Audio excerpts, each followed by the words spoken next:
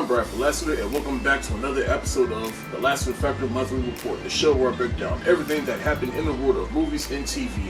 In this case, I'll break it down everything that happened during July 2020. And if you watched last month's episode, thank you so much for watching. If you're watching this episode, like, comment, share, tell me how I'm doing, share your thoughts and feelings on everything I'm about to discuss in this video. Now, with all that said, let's get into it.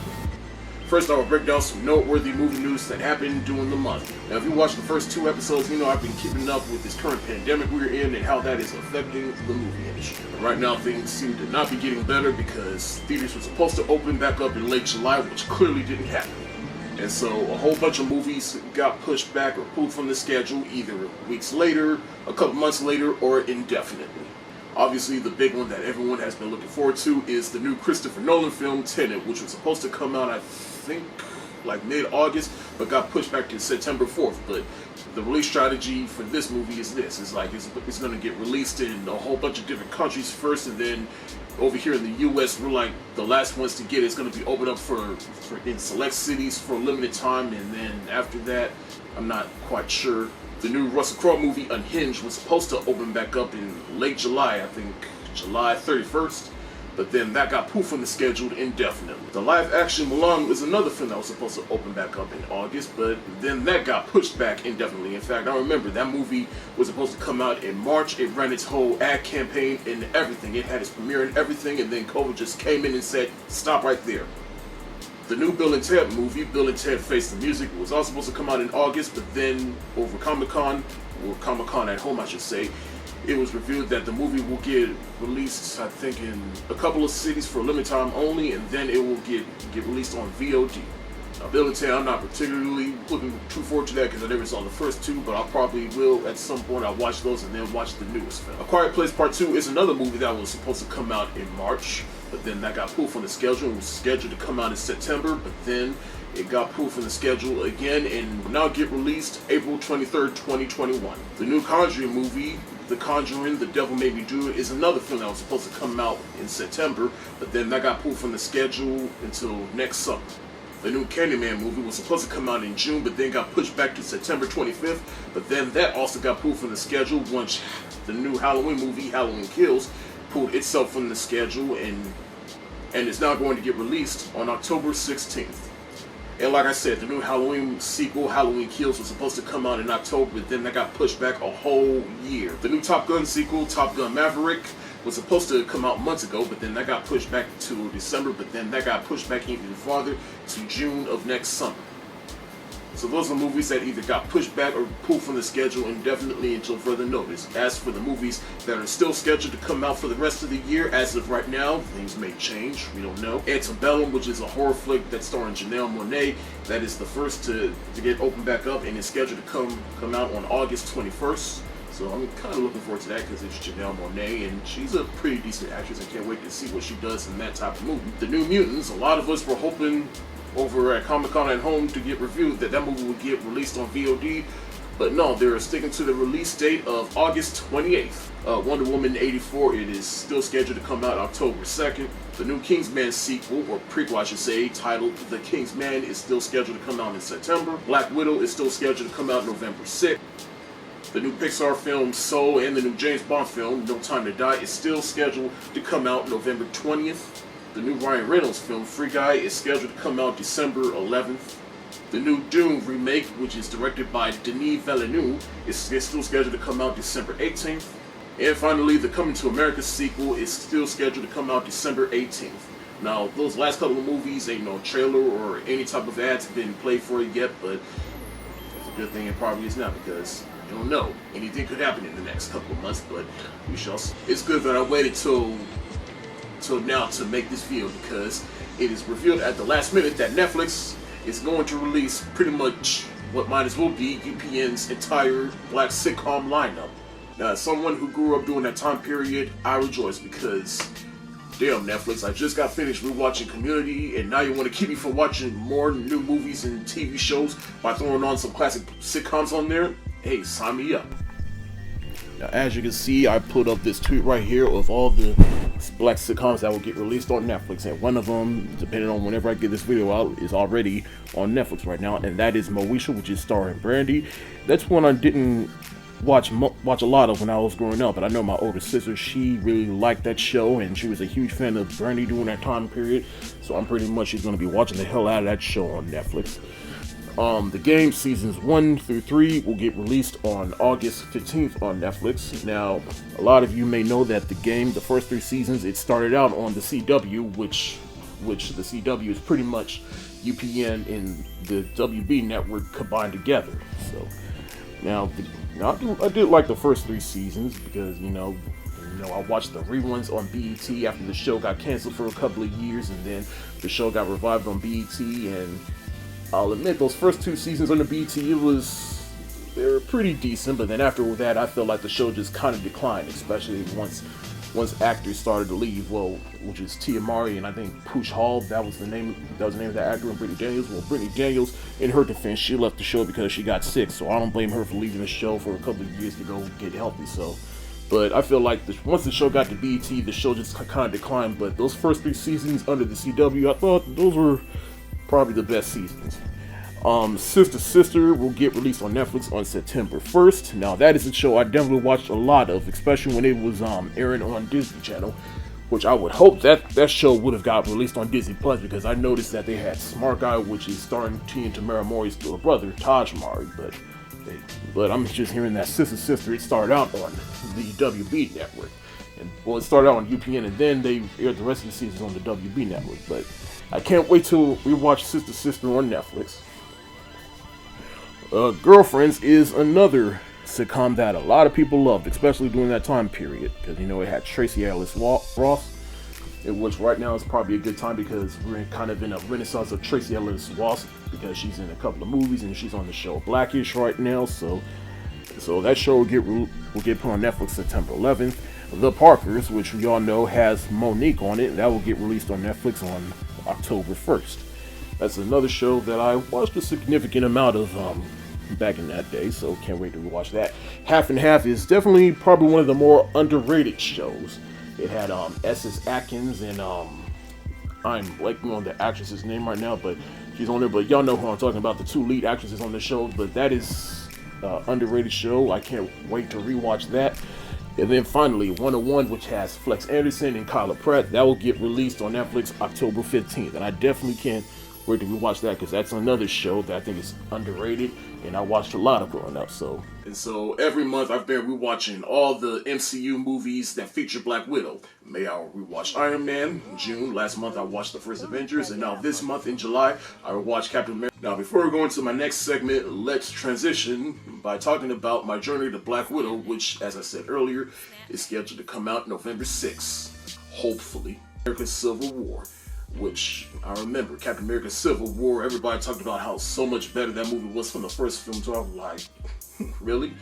And then I walked out of that film like, wow, by better, you mean fucking better. Like, the Russo brothers, which were balling to make that movie, they just made this movie as better as possible. They stepped it up in every way. Once that opening scene with Captain America, when he's on the boat and he's just cleaning house with the shield and using combat skills we didn't see him use before, I was like, okay, this is definitely not your grandfather's Captain America no more. But I love this particular entry in the MCU because it showed that, like, okay, this is not just a comic book film.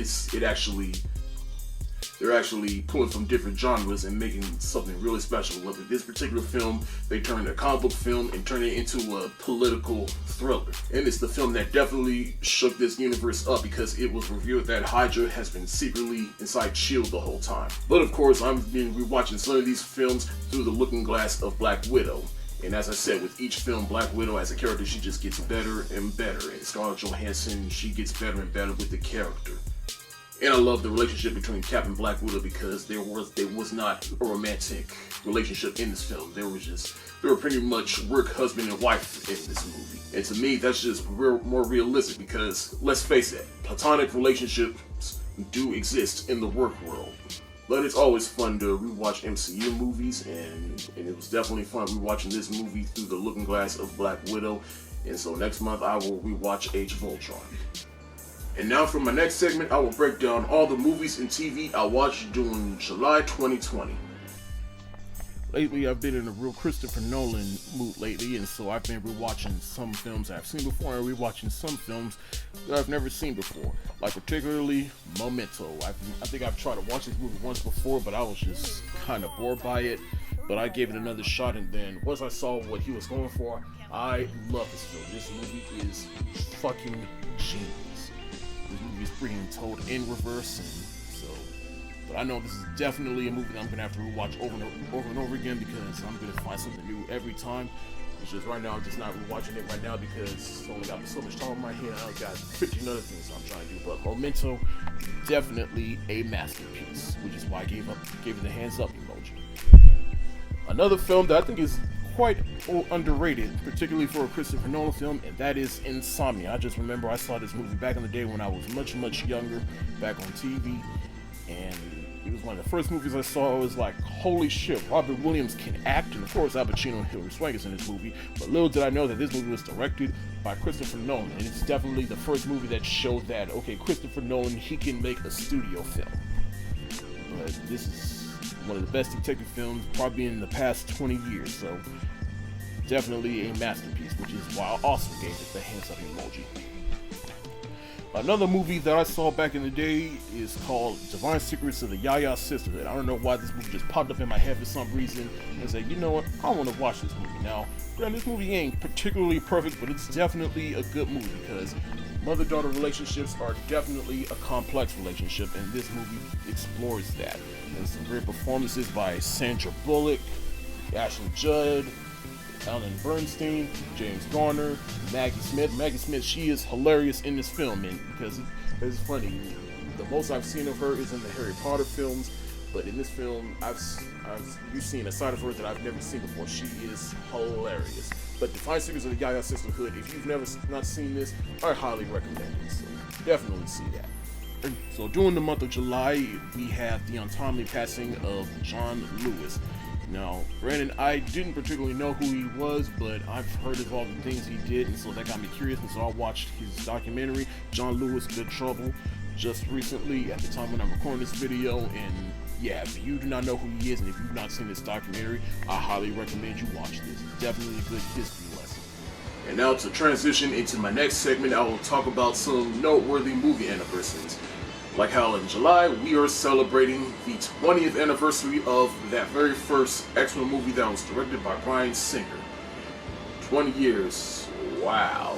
Like, if you follow me on Instagram, you will see that I posted a picture of the X-Men VHS that I still have to this day. And I remember that was actually the first time I watched that very first X-Men film, because I was a huge fan of the X-Men cartoon from back in the 90s, and so watching this, like, it was the first time I saw this, I was like, wow, this can actually be taken seriously, because you know, the comic book genre, it was a bit in a rough place at that time because of Batman and Robin, but then we came back with Blade, which starred Wesley Snipes. In fact, I remember it was that very first Blade, X-Men, and then that very first Spider-Man movie that was directed by Sam Raimi. It was like that holy trinity that kicked off the modern age of comic book movies. And X-Men, that original X-Men film, was a stepping stone in that. And celebrating its 10th anniversary as of July is Inception. Speaking of Christopher Nolan, now I remember Inception, I wasn't too big on it when I first saw it, but then I remember I watched it a couple more times after that, and that movie it's one of those movies that just gets better and better with time. From the music, the performances, the direction of Christopher Nolan. In fact, in my opinion, it's probably Christopher Nolan's best film that isn't a Batman film. But that's the thing about Christopher Nolan. It's like he makes movies that just gets better and better with time, especially with the Batman movies, Inception, Insomnia. Now again, I watched Memento, and I think that's a new movie that definitely gets better with time. But I think the one movie that I have yet to watch from Christopher Nolan is The Prestige. But don't worry, I'll probably watch that sometime this month, and I'll give my review of that. But as for Inception, happy 10th anniversary. X-Men, happy 20th anniversary. And now for my final segment is pretty much just going to be a review, because at the beginning of the month, particularly 4th of July weekend, Disney Plus released Hamilton, the stage musical, Lin-Manuel Miranda, he recorded the stage musical with the original cast back in 2016. I guess he had that on the shelf for a little bit, but then Disney purchased the rights to it, and it was scheduled to get released in theaters in 2021, but because of this fucking pandemic, they just said fuck it, just release it on Disney Plus. And so I watched it, and I've been real curious to watch that movie for quite some time, but tickets were so bloody expensive. But after watching it, I can definitely see why tickets were so expensive, because this is one of the best Broadway shows I've seen. Well, I haven't seen much Broadway shows, but from my perception, this is definitely one of the best. Like, it's pretty much a hip opera, but it's also telling the story of Alexander Hamilton, who is one of the founding fathers. If I don't remember, they showed a segment of it at the, I think it was the 2015 or 2016 Grammys, and I was like, what the heck is this? You get black and brown people singing and rapping, talking about American history. But after watching, I'd say I learned more about Alexander Hamilton than I ever did in history class.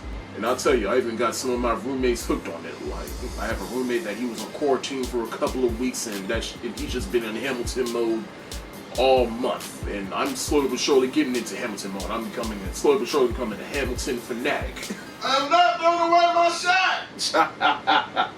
You heard that? But of course, I gotta talk about some of the cast members. And a couple of standouts to me was particularly Renee Ellis Goldsberry, who plays Angelica Schuyler. And everybody's all about Philippa Soo, and she did a decent job too, but come on, now let's talk about Renee Ellis Goldsberry. She was the standout. She rapped, she sang, she had one of my favorite songs within the play. And then of course, Daveed Diggs, he's also another standout to me.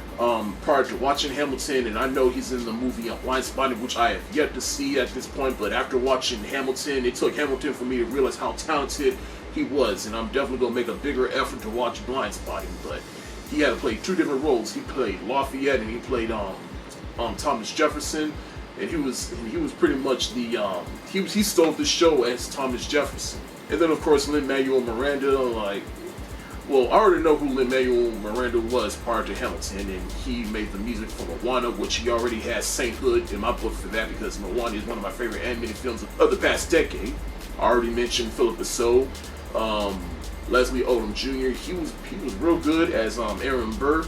A lot of the original cast is fantastic. I really do not want to see any newer cast in Hamilton, because this is Hamilton in its purest form. Now I know Lin-Manuel Miranda, he has said that it'll probably be a good while before he makes a film adaptation of Hamilton, but honestly, given how a lot more people are watching Hamilton now, I don't think there will be no shame in you greenlighting a film adaptation of Hamilton. But again, if you have not seen Hamilton, I highly recommend it. It's on Disney Plus. And as far as where I would rank it, well, as of right now, I give it the hard eyes emoji, but I'm going to give it a couple more months before I decide, you know what, this is a heads up emoji, because it is a masterpiece. But yeah, Hamilton, watch it. It's amazing. And that's it for this episode of the Lassiter Factor Monthly Report. If you like what you see, you want to see more, like, share, and subscribe. I can't wait to see what August has in store, but again, I'm really cautious because, again, anything could happen at this point. We may not get any more movies for the rest of the year, but maybe we will. But if the theaters do open, I mean, as I said in the last video, I'm going in there with my own hand sanitizer and disinfect wipes and everything. So, I'm Bradford Lassiter. Stay safe, wash your hands. Peace.